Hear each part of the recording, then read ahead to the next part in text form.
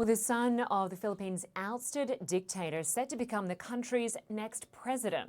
Preliminary results from Monday's election show that Ferdinand Marcos Jr. has a commanding lead with most of the votes counted. Marcos Jr., better known by his nickname Bongbong, rose to power after his family spent years whitewashing the history of their brutal regime.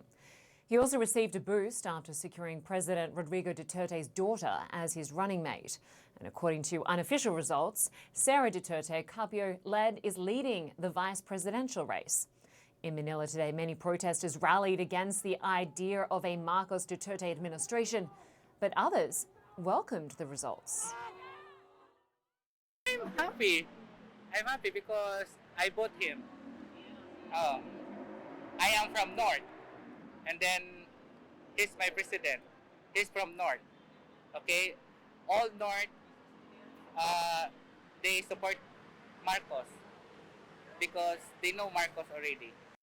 Well, I'm speaking from my parents' experience of the Marcos regime, and it was terrifying, scary.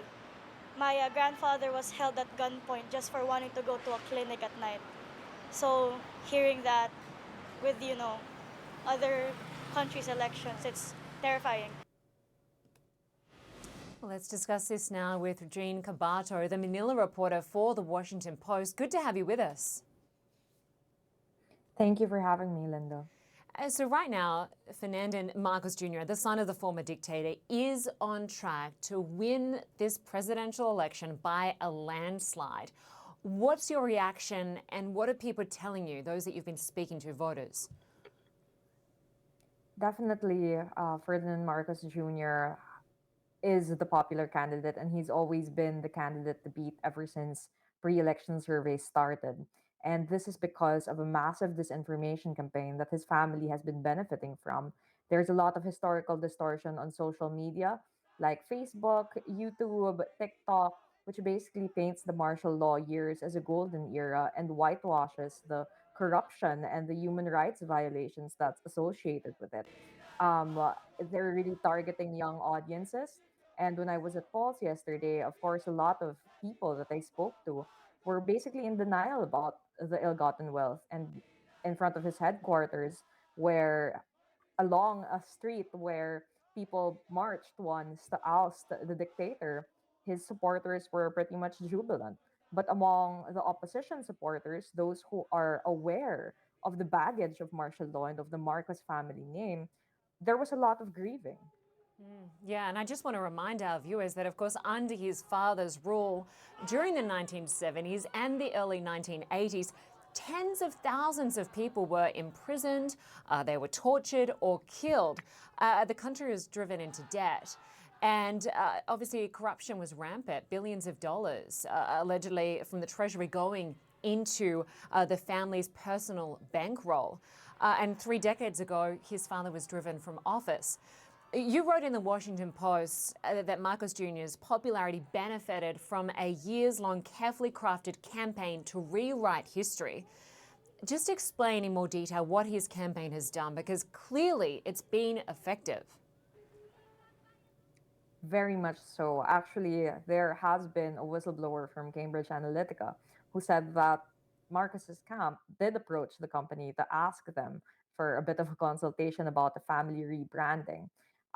What we know for sure is that troll farms, PR agencies are a huge industry in the Philippines, especially during election season. And the biggest beneficiary of this information is Ferdinand Marcos. That's according to data from fact checkers. We also know, based on journalistic reports, that the most expansive political network of supporters is that of Marcos as well, and it kind of converges with that of President Duterte. He uses influencers, social media personalities, vlogs, basically, to kind of plant his version of history into in the public imagination. And it's really taken a foothold in his official vlog. For example, you'll see a lot of fun, family-friendly content, which really treats the Marcos as kind of like the Kardashians, where they're a very relatable family, and that gets spliced across TikTok. And it kind of helps to feed into this image of the Marcoses as just your regular family, and not really people who have been associated with corruption and human rights violations. Yeah, it's just incredible how powerful that social media campaign has been. Regina, I want to ask you, obviously, the Philippines is Southeast Asia's oldest democracy, but there are major concerns about election irregularities. What can you tell us? Elections in the Philippines have always been kind of troubled on some level due to vote buying and election violence. Also, because the Philippine political culture is really steeped in patronage politics. So, dynasties, families really rule in a kind of feudal sort of way. And that can get really messy. But this year in particular, one of the irregularities that people complained about was some 1,800 technical malfunctions among vote counting machines, so corrupted cards, etc., where which basically stalled lines so much that as of this morning, the day after elections, some people were still waiting to vote. It wasn't like this in previous years, and some people had to wait in line for 6, 10, 13, even 24 hours. And that really casts doubt, I guess, on the integrity of the elections.